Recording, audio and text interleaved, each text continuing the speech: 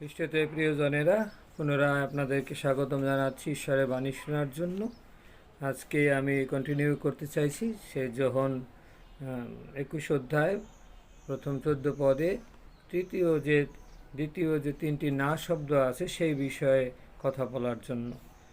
সেই যিশু যখন বললেন জাল ফেলো, তখন এত মাছ উঠেছে যে সেই মাছে জাল অসম্ভবভাবে ভরে গিয়েছে এবং তাদের টেনে তুলতে পারছিলেন না। এটা খুব বড় একটা আশ্চর্য কাজ।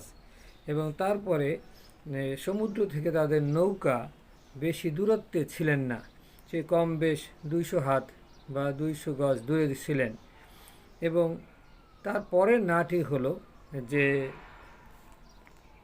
এত মাছ উঠেছে যে তারা সেই এত মাছেও তাদের জাল ছিঁড়ে যায় না। এখানে এই তিনটা না শব্দ দেখা যায়। দুটি হলো আশ্চর্য ঘটনা যা একমাত্র যীশুখ্রিস্ট দ্বারা করা সম্ভব, এবং তৃতীয়টি আরেকটি না হলো যে দূরত্ব। আমরা শিষ্যদের মতো অনেক সময় যিশুর কাছ থেকে দূরত্বে সরে যাই, এবং এই দূরত্ব কমানোর জন্য যিশু আপনাকে আমাকে আহ্বান জানান। আসুন না আমরা চিন্তা করে দেখি যে আমরা কতটা দূরে প্রভু যিশুর কাছ থেকে সরে গিয়েছি এবং কি করলে আমরা প্রভুর কাছে ফিরতে পারি। আমরা সেই প্রার্থনা করি। ঈশ্বর আপনাদের সবাইকে আশীর্বাদ করুন। আমেন।